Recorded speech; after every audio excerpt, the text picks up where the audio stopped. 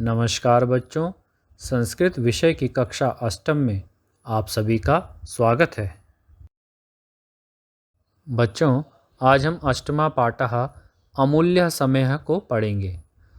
अमूल्य अर्थात बहुमूल्य समय। तो सर्वप्रथम हम समय से संबंधित कुछ विशेष नियम को पढ़ेंगे।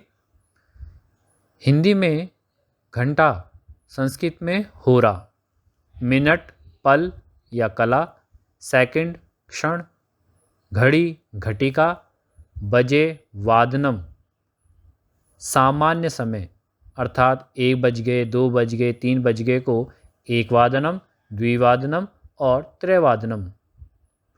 सवा, सवा शब्द के लिए संस्कृत में सपाद, जैसे सवा एक, तो सपाद एक वादनम।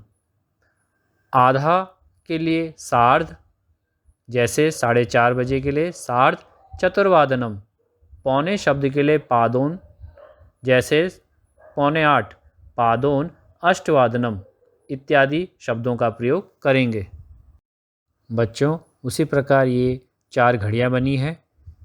सामान्य समय जैसे 6 बज रहे हैं तो षटवादनम, 6:30 सार्ध षटवादनम, 6:15 सपाद षटवादनम तथा 4:45 पादोन पंचवादनम, ऐसे समय बनेगा। अब पाठ आरंभ करते हैं। यह पाठ संवाद रूप में है। पिता: पुत्र, त्वम अधुना यावत् क्रीडसि तब परीक्षा समीपे एव अस्ति। पुत्र, तुम अभी जैसा खेल रहे हो तुम्हारी परीक्षा समीप ही है। पुत्रः: तात अहम रात्रौ एव पठिष्यामि। पिताजी, मैं रात को ही पढ़ूंगा। अलम चिंतया, चिंता मत करिए। परीक्षाए समयः अस्ति, परीक्षा में समय है। पिता: पुत्र, समयः अमूल्यः अस्ति। समय अमूल्य है। यह कालः गतः एव सः पुनः न आगच्छति। जो समय चला गया वह पुनः नहीं आता। किम त्वं समय सारिणीम अरचेह, क्या तुमने समय सारिणी की रचना की है, अर्थात टाइम टेबल बनाया है अपना। पुत्रः: समय सारिणी एषः किमर्थम, समय सारिणी यह किस लिए। पिता: ये जनाः समयस्य महत्वं न जानन्ति, जो मनुष्य समय के महत्व को नहीं जानते ते जीवने सफलतां प्राप्तुं न शक्नुवन्ति, वे जीवन में सफलता को प्राप्त नहीं हो सकते। प्रकृति अपि अस्मभ्यम इमं एव संदेशम यच्छति, प्रकृति भी हमें यही संदेश देती है। सूर्यः चंद्रमाः ऋतवः च सर्वे एव समय आगच्छन्ति। सूर्य, चंद्रमा और ऋतुएं ये सभी समय से आती हैं। आगे और पढ़ते हैं। ते एव महापुरुषाः भवन्ति, वे ही महापुरुष होते हैं। ये समयं वृथा न यापयन्ति, जो समय को बेकार नहीं व्यतीत करते, अर्थात बिताते हैं। प्रत्येकम क्षणम अमूल्यम, प्रत्येक क्षण अमूल्य होता है। इत्यर्थम समयम व्यर्थम न यापनीयम, इसलिए समय को व्यर्थ नहीं बिताना चाहिए।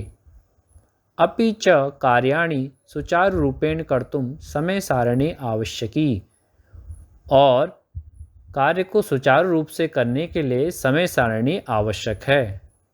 पुत्रः: तात इदानीम अहम अवागच्छम। पिताजी, अब मैं जाऊं। कृपया ममार्थम एकाम समय सारणीम रचयतु भवान, कृपया मेरे लिए एक समय सारणी की रचना करिए आप। पुत्र जो है अपने पिताजी को कह रहा है कि आप मेरे लिए एक टाइम टेबल बनाइए। अहम नियमेन ताम अनुसरिष्यामि, मैं नियम से उसका पालन करूँगा। पिता: पुत्राय समय सारणीम रचयति, पिता अपने पुत्र के लिए समय सारणी की रचना करते हैं। तो बच्चों, पिता द्वारा पुत्र के लिए समय सारणी तैयार है, जो इस प्रकार से है।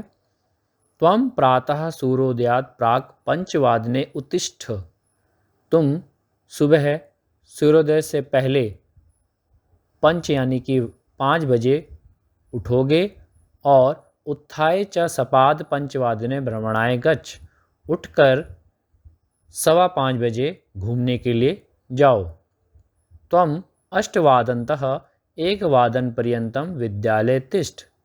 तुम 8 बजे से 1 बजे तक विद्यालय रहो। विद्यालयात् आगत्य विद्यालय से आकर 1:30 1:30 बजे तक भोजन करो।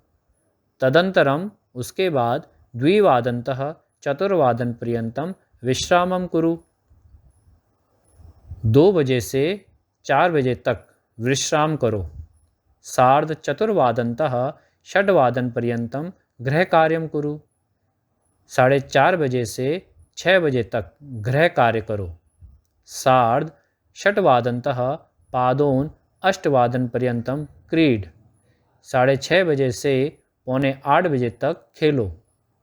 8:00 रात्रो भोजनम खाद। 8 बजे रात्रि भोजन खाओ। रात्रौ सपाद 8:00 9:30 अध्ययनं कृत्वा 10:00 शयनाय गच्छ।